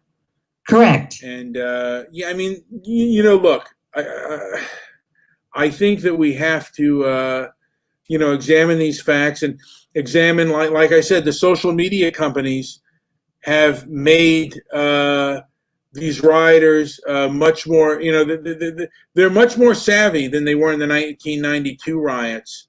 And they've done much more destructiveness because of these social media companies. And the social media companies censor conservatives, but they basically prop up groups like Antifa and Black Lives Matter, who have been coordinating. From my understanding, they have been coordinating these with these rioters on social media. Yeah, of course they are. They're doing that, but most of this is happening out on the streets. It's not happening online. A lot of it's happening online, but most of this is happening on the streets. It's very dangerous. But it's happening. This goes back. But aren't they meeting up? Hold on a second. Aren't they meeting up on the online first, and they're finding out where to meet? I mean, Well, sort of. Yeah, they use their cell phones and they call each other and stuff like that. They actually try to. But not only are they calling each other, they're advertising this for large groups. And right now, in my opinion, if you're really against the violence and the riots and the looting, you've got to stop the protesting. Brian, do you remember a long time ago when I first started getting attacked by certain women, and you and I both found, and Jewish producer found it really, really odd that they would say that I was guilty of stuff that they were doing, like, oh, Debbie's this and Debbie's that. We'd be going, what? No, I'm not. You know, that is the mentality that Antifa has. They claim to be anti, neo-Nazis, neo-fascism, white supremacists, racism. That's what they claim to be. But in fact, that's exactly what they are. And that's the mentality that they take. I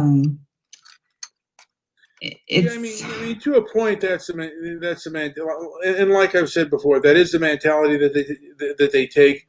But Antifa many of them seem to be very social media savvy, and they seem to be using lots of social media, and also with their cell phones and stuff, they're able to communicate on a very large and very and I've heard that it's almost militaristic the way in which they're doing these things, and it's kind of scary. It's almost like a paramilitary kind of thing, and we've been devastated. I mean, you know what? I remember the 1992 riots.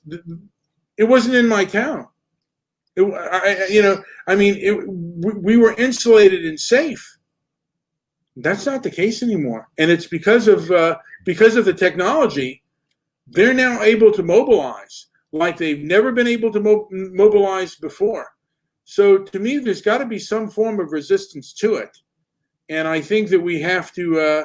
Part of me says, the only resistance we possibly have is the military, and Donald Trump is considering calling out the military on this bullshit. Well, we also need freedom. I think we need to talk to each other. We need freedom of speech. We need freedom of thought, because if we don't, because a lot of these people are basically brainwashed. They think, and it's like a religion, and we don't want more people brainwashed, and we want to kind of deprogram, like, hey, like, wait a minute here. Think for yourself. Examine the facts. You're acting too emotional, and you got to realize if you burn out the stores, the grocery stores, and now you want food, then what are you going to do? I mean, what if these? Well, that's not going to happen, Brian, because we've got farmers that are farming all the time, and everything's going on and going crazy. I mean, they just put a Sprouts about 6 blocks away from me that is teemed full of fresh meat, fresh fish, fresh vegetables. No. I mean, I think that is a little bit of. I think that's a little bit of fear mongering there. We're not going to run out of food, dear. This isn't the Depression. But the economy and the food supply are closely linked. Darling, the economy's fine. They've got Amazon backed up right now. People are spending so much money. I have probably spent $6,000 in the past 2 weeks just shopping and doing stuff for my daughter's new house and stuff like that. People are spending money right now. It's not that the economy is that bad. I mean, it's just that this fake, I hate to say it, this COVID-19 crap caused a lot of people to lose their businesses and their jobs, and I'm hoping that they're going to get back to, get those back together, get them going again. I think that's really bad. We're entering a new time. I don't think we're going to be going backwards to help those stragglers who aren't going to make it through. I hope I'm wrong. I hope you're wrong too. Ruthie, do you have anything to add? Is Ruthie still with us? I'm right here. Ruthie, do you remember the Weathermen? Yes. That's where this started, back in the 80s. That's the 60s and the 70s. Yeah, I've heard a lot of parallels. Yeah. Well, they're still with this group. Like I said, this just repeats itself. This is nothing new. And by the way, I can't feed everybody, and I can't help the world, but I'm doing my best with cryptocurrency in food distribution. And I just got the word that we are providing first automobiles by building something similar to GMAC, except in cryptocurrency, for the indigenous of Mexico, so they can have their first car. Lots of men and women have never actually had a car of their own because they had no financing. So now I'm putting crypto in an escrow account so that we could set up a GMAC like company. And I just got the word on it, and the companies that are going to be helping me are General Motors, Ford, Toyota, and Hyundai. Nice. Yeah. That is amazing. And if they have a license, because many people have left the indigenous community and actually gone to college and brought their degree back home, if they have a license in medicine or dentistry or any field that requires a license, they can actually use billable time to pay off their car. What's going to Like happen if they default on the loan? Who's The going to loan is the who's- loan is you know, what, we who's we securing we it? have measures for that.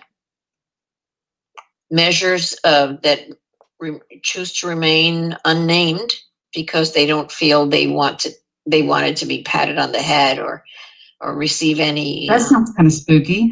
No, they're just. We they're have just, ways of making you talk. no, it's just there's a lot of very wealthy, very elderly people who want to use their money that way. They've already made up their mind as to how they want to invest their fortunes, and they're leaving this earth and they can't take it with them, and they've made decisions on it. We're also doing food distribution, and we're also the only cryptocurrency company that's involved in anti-COVID-19 products that we're bringing into the US. Some we're bringing from US states and sending them around the world.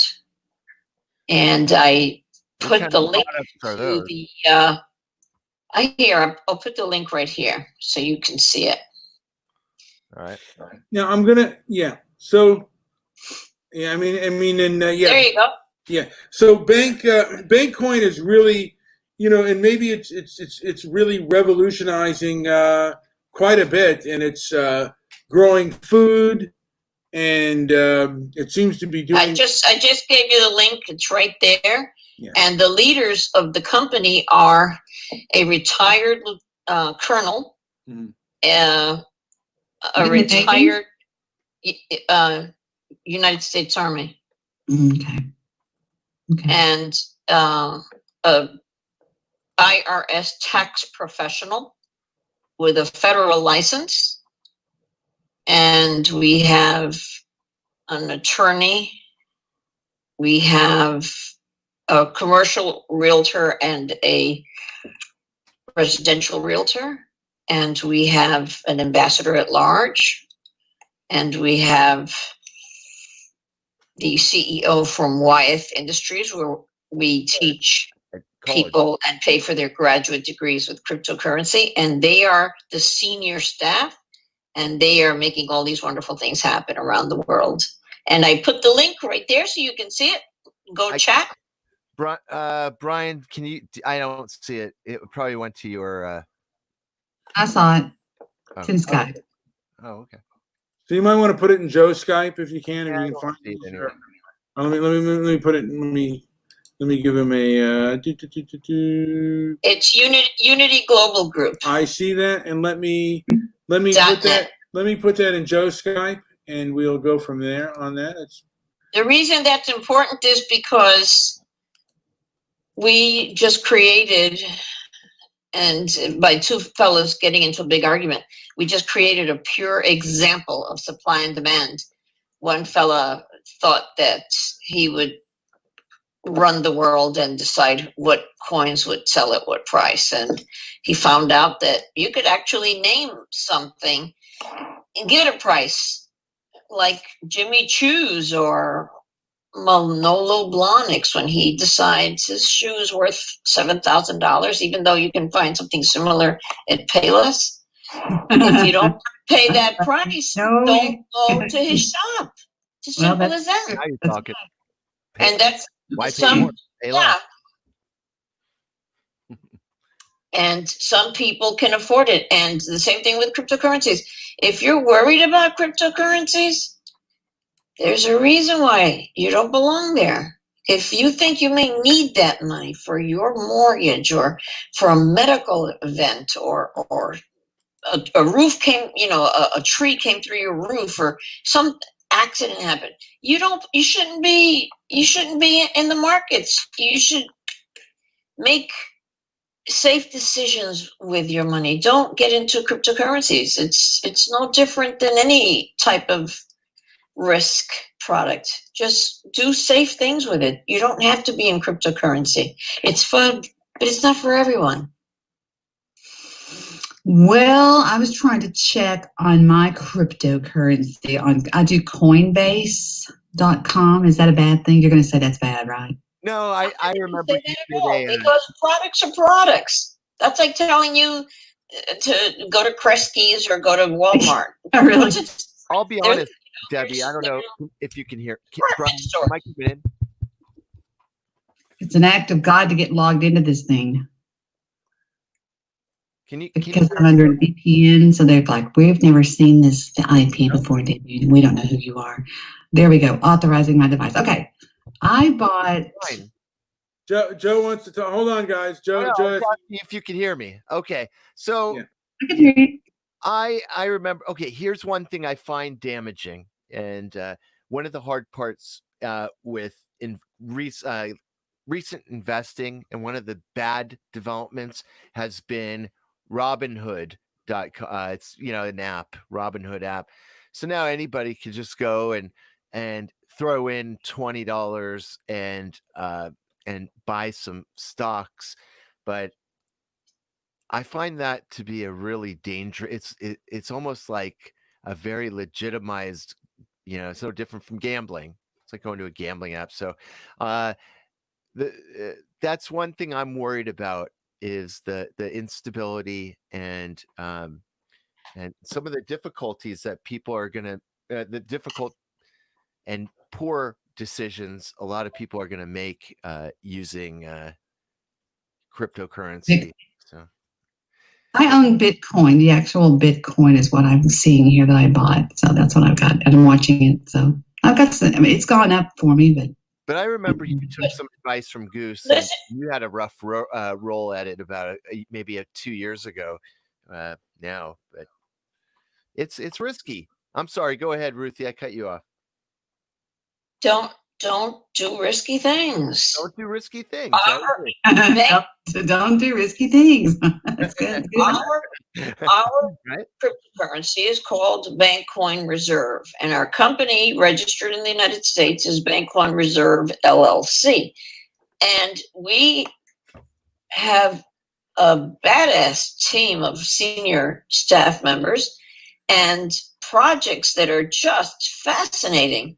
Mm-hmm. We have projects such as food cultivation. I see that lime really, really matter.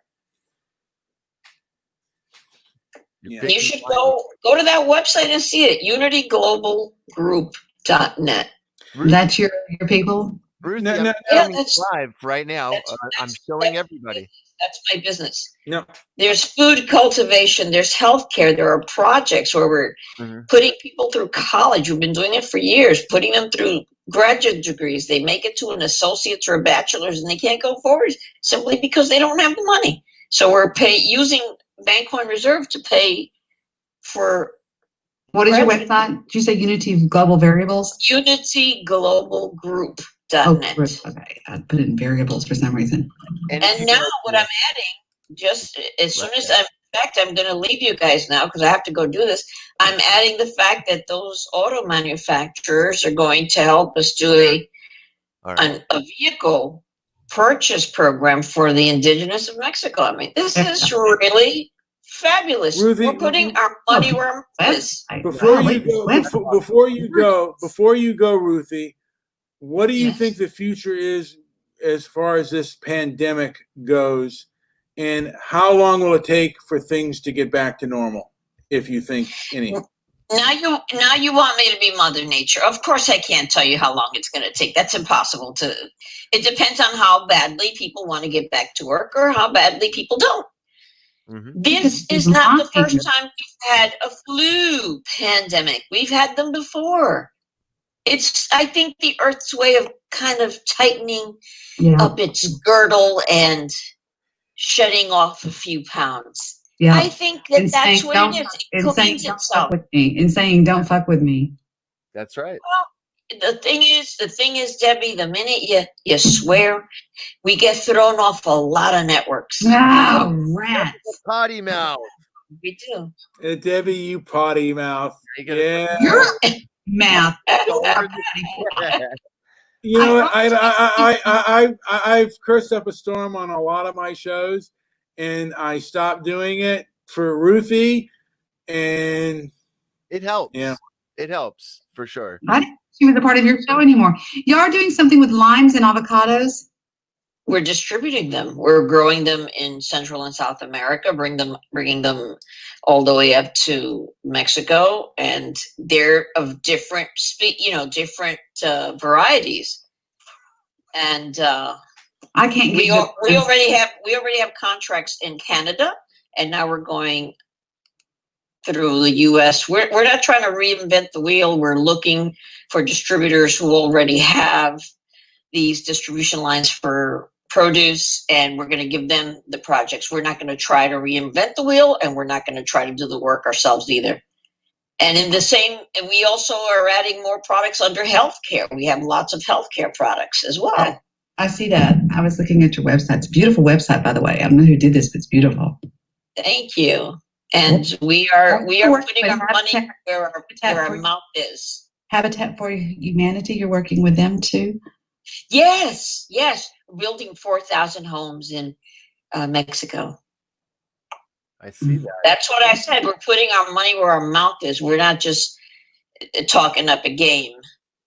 And Debbie, The Bitcoin Reserve is the only cryptocurrency in the world addressing COVID-19 directly. I am right. a proud owner of some bank coin reserve, and I support it big. Ruthie always has me on the 411. She's always sending me links and articles about the developments, and for every setback, there's sure to be more positive developments, just like any other company or thing. So it's been really amazing, and I've watched Bankcoin very carefully for the last. Now it's Did going you see our on 2 years. managing partners? That's what I'm looking at right now. Gustavos Mavrodis, and then there's Colonel David Read his background.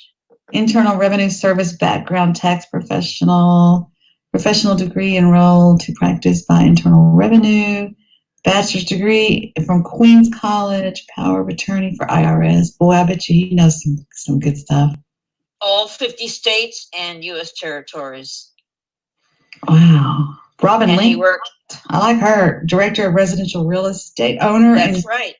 Designated real estate broker since 2007. She's also won a lot of awards. How about that? By the way, I will let you know that Robin and I own this company. Awesome. Then there's Dr. Chang. He is a PhD director of franchise operations. He's working on his 4th PhD. I've been working with him for 30 years. Nice. All right. Interesting, isn't it? He went to Yes, Oxford. it is. Yes, he did. You know, folks, I think that is going to probably call it for our show. And now I'll end on this, and if any of you guys want to kind of chime in, and it'll be close to the ending of our show.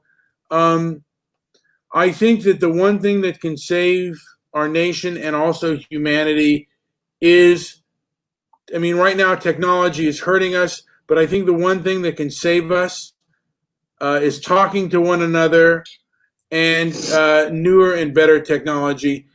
Is there anything to add before we call an end to the show? to add, the fact that we don't fight these people in a mob mindset, it's because that's not the way we think. We don't think like they think.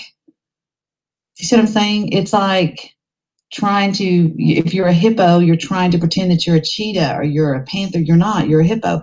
I mean, we're not. I don't believe in the mob mentality, so I don't want to get a mob after a mob. If I believed in the mob mentality, I would be an Antifa. You see what I'm saying? Does that make any sense? But Well, it's, yeah, you don't want to be associated with a group for that. You know. I don't need a group. I mean, I love Ruthie's group. I'm not talking about a group like that, but I don't need a gang. Right. I don't need that. I don't want to be in a gang. You But can I do join our group. What's your area? Well, I can't say on the air because I've got a lot of people that are after my docs, but just put it this way, I'm involved in the senior community right now, really highly involved in the senior community. Very nice. Very nice. How interesting. We must talk. Yes, seriously, it's a branch of healthcare, so to speak. And I'm in travel, and I do travel. I sell travel, so I'm a travel agent. Debbie, I'll also have to talk to you. I didn't know that. I've got some interesting info for that. Anyway, I can't believe I just said that on the air. That's the first time I've ever said that on the air, but I am involved in that. And I'm looking for a travel agency that will accept BCR, that will accept Bank One Reserve. We are actively looking for that. And as you can see from our staff, we are well informed and very legal. You've got some travelers. We're all travelers, but we want people to accept BCR. Bank Reserve. Me too. Yeah. Right now, like I said, I think great show. Well, thank I'm you. so glad Debbie came on. My word. Most definitely. Well, yeah, it's nice to talk to you. I've never talked to you. I've just listened to you before. It's nice to talk to you. So. I feel like Debbie is about to go on a real tear. If it seems like you took a nice break from podcasting, can you tell us here tonight live, when will your next show be, and what are your plans for podcasting, Debbie? I might do a show really soon. I was asked to go on the Anon UK radio network, and they invited me on that. You too. But I might get some of the Skype assholes to come on my show and talk to me about some things that they've been doing lately and see what they're doing. So I don't know. It was nice to talk to you too, Ruthie. I've never talked to you before. I've heard you, but I've never talked to you. So I'm so glad to. Mouth, Debbie. I've heard you many times. Yeah. Well, I guess. Thank you. Very nice to meet you. Very nice. Very nice. Debbie and I have talked about doing a movie show again for time immemorial, and hasn't just. She's either too tired or I am. It's like making so much to talk about. There's so much to talk about with movies and stuff that are coming out. So, but it's so sad right now. I mean, doesn't matter. It'll come back. A lot of stuff going on. Ruthie, anything else before we take off? You know what I always say before I start a program or when I'm going to end it? I say, go to that website. Go download your wallet. Don't wait. Definitely go. I will say, I will. Let me mention, by the way, please go to Bank Coin Reserve. No. UnityGlobalGroup.net, and you can get your Bank Coin Reserve wallet. That's where it all starts. Go get your wallet. Yes, at UnityGlobalGroup.net. That's where you get your wallet. Joe, can you say that again, please? Coinbase. Pull out a Coinbase. Unity. It's all at you have to do is look at the screen. GlobalGroup.net. Look at the screen right now. I've got it playing right now, and it's playing right now. Yes. Unity Global Group. Thanks for having me, guys. Thank you for coming on, Debbie. Tell us when your next show is. Great to speak to you, Debbie. Great to speak to you. Yeah. Audio. So please go to Unity Global. UnityGlobalGroup.net. UnityGlobalGroup.net, and find out what they're about. Look at all of the great things that they are doing, and perhaps you may want to decide to invest and put and develop yourself a wallet. That might be something you may want to do. It might be something very good to you. And you know what? One of the and I'll say on this, and then Joe, you can end us out if you want to continue going. But the one thing we need to do to add peace and civility within our society is dialogue. That's what we need to have. People need to discuss, and we don't need to, look, we need not to discuss angrily. Me and Ruthie may disagree, but we're not angry at each other, and that's what I really appreciate. Never. No. Yeah. We're never angry. We never have a negative word. Never. We've never. Subscribe. All right.